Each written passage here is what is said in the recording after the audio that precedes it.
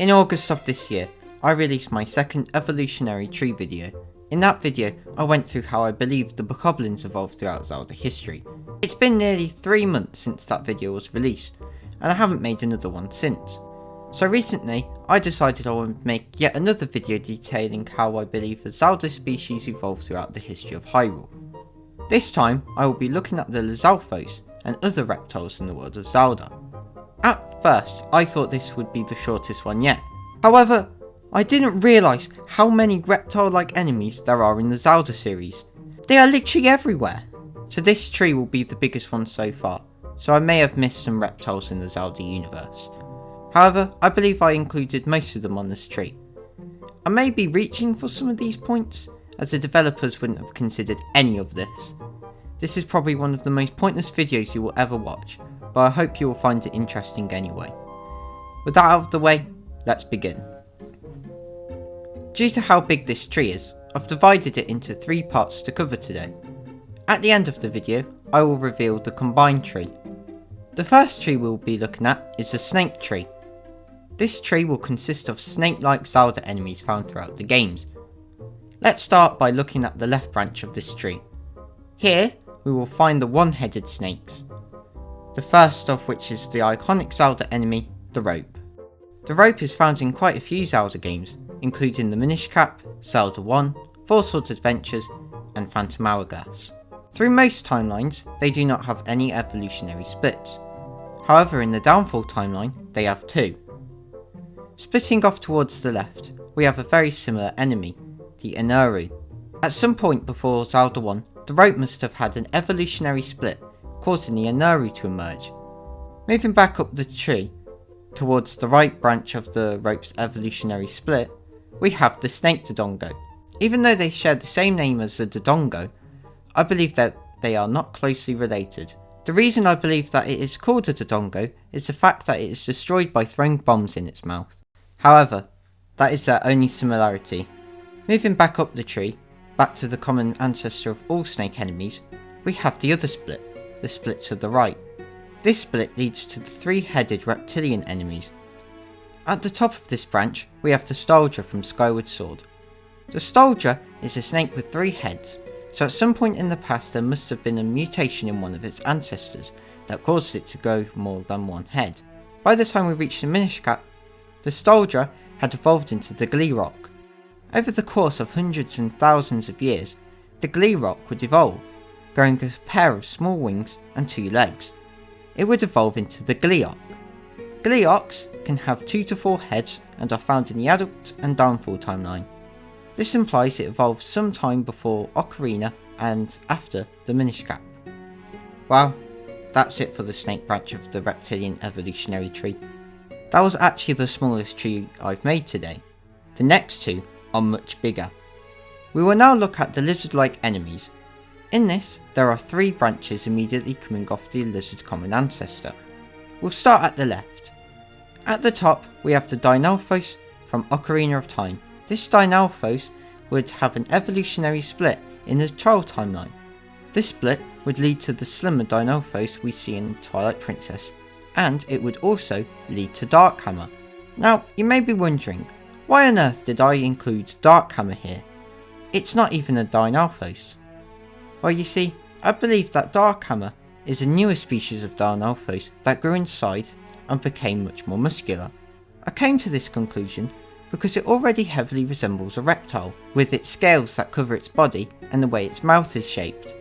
So I've explained why it's in with the lizards, but I haven't explained why it's evolved from the Dynalfos specifically, and not something like the Lizalfos. Well, you see, the Dynalfos throughout this series are like a tougher and stronger version of the Lizalfos for the most part.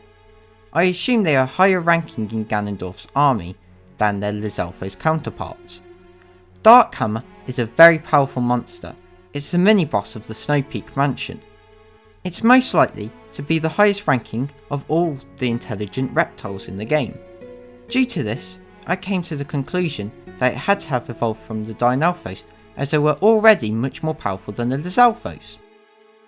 Moving back up to the top of the lizard tree, we have the middle branch to cover next. This branch is home to the Lizalfos. At the top of this branch we have the Lizalfos from Skyward Sword and Ocarina of Time.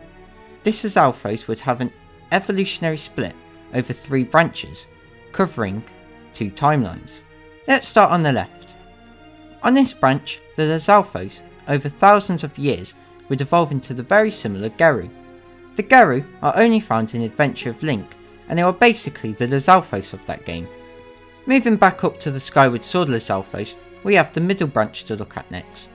At the top of this one, we have the Lizalfos from Twilight Princess. This one is a lot more muscular and built up compared to the ones found before. Moving down this branch, we have the Lizalfos from Breath of the Wild. This Lizalfos is very different from the others we've seen in the series. This one is designed to resemble a chameleon. The only explanation I can give for this change is that over 10,000 years have passed, enough time for them to evolve into the form we see today. Moving back up the tree to the Skyward Sword Lizalfos, we have the right branch. This branch leads to the Air Alphos we see from Twilight Princess and Triforce Heroes. Since the Air Alphos can be found in the City in the Sky, which is an ancient site that is likely as old as the Temple of Time itself, it can be assumed that the Lizalfos split off into the Air Alphos before Ocarina of Time, explaining why they can also be found in Triforce Heroes. Moving back up the tree, back to the common ancestor of all lizard enemies in Zelda, we have the final branch, the Dodongo branch. At the top of this branch, we have the Dodongo from Ocarina of Time. This Dodongo would have an evolutionary split after the timeline split, leading to 3 species to emerge from it. In the Downfall timeline, I believe it split into Deadrock and Aquamentus. You may be wondering why I didn't include the Triceratops-like Dodongo. The reason I didn't put it here is that I believe it's found in the final tree we will look at in today's video. Anyway, let's continue. I decided that Aquamentus should be included here, as I believe that it shares many similarities with the Dodongo. Firstly, they both share the green colour scheme. Secondly, they both share the ability to shoot out balls of fire, and finally, they both have a long horn on their head. I know I'm reaching with this one a bit and it's a massive stretch, but I feel like they are somehow closely related. The other split in this timeline leads to Deadrock, another odd choice. Deadrocks are similar to Dodongos as they are also lizard-like monsters. However, the biggest piece of evidence in their favour is the Deadrock special ability. When attacked by Link, the Deadrock will turn to stone for some time. At face value this may seem inconsequential, however it's not. Upon defeating King Dodongo in Ocarina of Time, King Dodongo will shrivel up into stone after being attacked by Link. Over the course of thousands of years, the Dodongo will learn to use this ability on command, and will soon turn it into a defense mechanism. I know this is a stretch once again, but unfortunately some of these Zelda enemies don't seem to connect very well. Next, we have the final branch coming off the Ocarina of Dodongo. This one leads to the Dodongo seen in Twilight Princess. This Dodongo is similar in some ways to its ancestors, however this time it resembles a gecko more than whatever the Dodongo was trying to be. Finally, we move on to the final evolutionary tree, the biggest one. I don't have a name for this one as there are multiple species found inside. There are 3 main branches. Starting with the left, we have the tortoises/turtles. At the top of the tortoise branch, we have the Snapper. The Snapper is an enemy found in Majora's Mask and is only found in the Child timeline. However, since Majora's Mask is set only a few months after Ocarina, it can be assumed that they existed before the timeline split, meaning they are most likely the ancestor of all tortoises. Moving down the tree, we see 2 splits, the Downfall timeline split and the Adult timeline split. Let's start by looking at the left split, the Downfall split. Here, we find the common ancestor to the Downfall tortoises. There is yet another evolutionary split here, this time branching off 3 ways.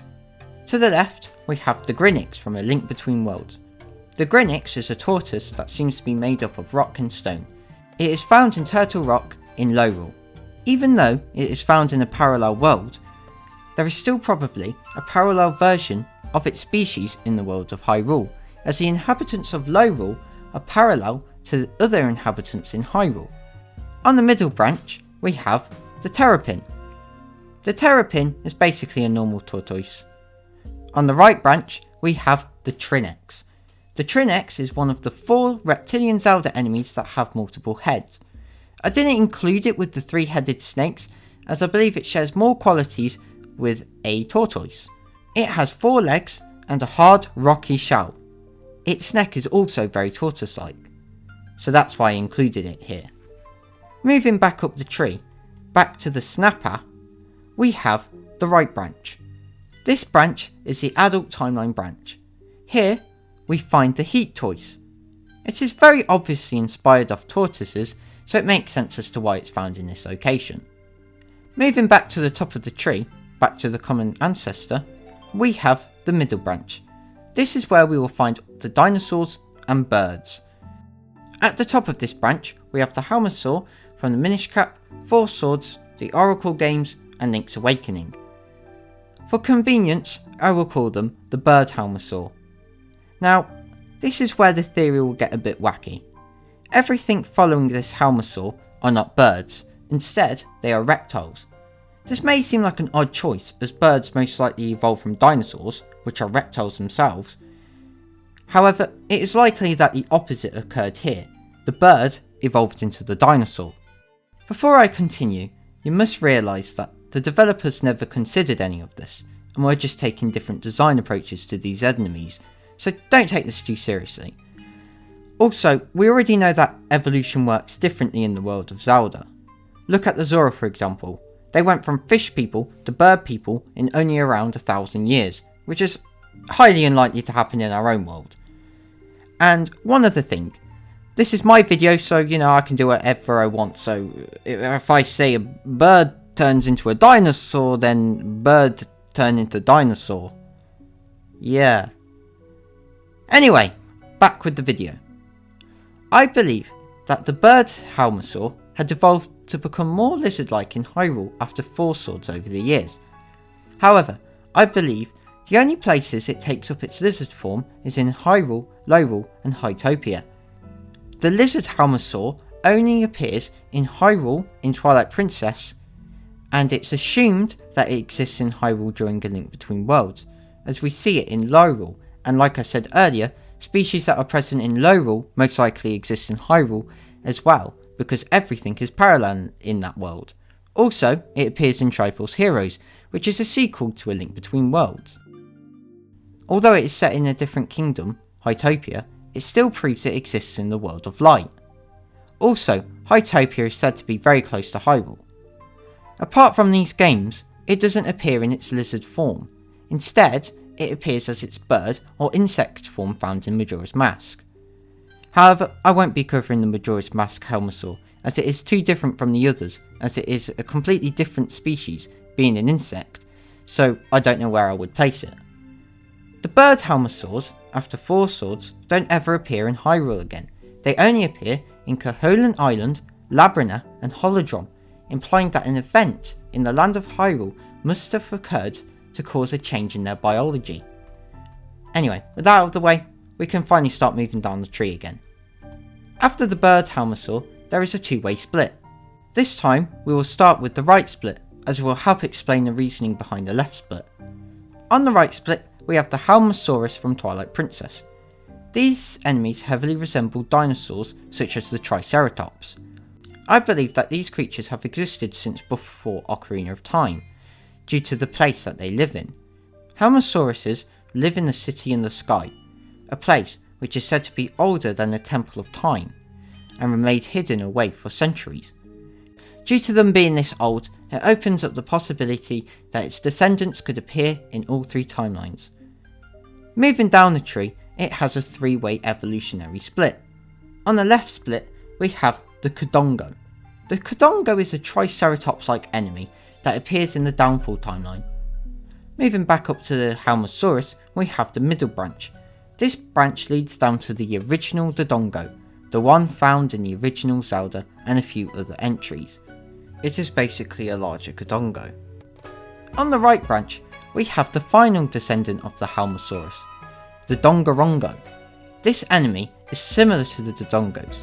However, it doesn't have a horn and it's only found in the adult timeline. But it shares many design features that the Helmasaurus has. including its head plate and the shape of its body. Moving back up to the Halmasaur bird, we have another branch, the left branch. This branch leads to the Halmasaur we see in Twilight Princess. The Halmasaur we see in Twilight Princess is very similar to the Halmasaurus from the same game, and are likely very closely related. Since the Halmasauruses split off from the Halmasaur bird after the Minish Cap and live in the City in the Sky, it is likely that the Halmasaur split off at a similar time, implying that the Twilight Princess Halmasaur likely existed during Ocarina of Time and before the timeline split. Moving down from the Twilight Princess Halmasaur, we have two enemies that are very similar in body shape to each other, the Heedle and the Halmasaur from A Link to the Past, A Link Between Worlds and Triforce Heroes. Moving back up the tree, back to the common ancestor of the Snapper and Halmasaurus bird, we have the right branch. This branch leads to the crocodilian enemies. At the top of this branch, we have the Zak-Zak. These are bipedal crocodilian warriors, and they appear in the Downfall timeline. By the adventure of Link, they likely would have evolved into the similar Daira. Well, that's it for all the crocodilian enemies. Now, you may have found it odd that I included turtles, birds, and crocodiles in one tree. However, it was for a good reason. After ordering the Dodongos and Halmasaurs in the tree, I then attempted to order the crocodilians. Unfortunately, I was unsure of where to place them, so I did some research on what the closest living relatives of the crocodile are. I came to the discovery that their closest living relatives were birds and turtles, so I decided to put it in this tree.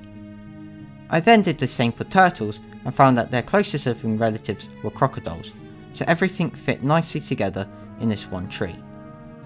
Anyway, here is the combined tree. I don't know when you would use this, and I don't know why you would want this, but yeah, it's a tree alright. This video was very serious, and it will help change the world. Okay, bye.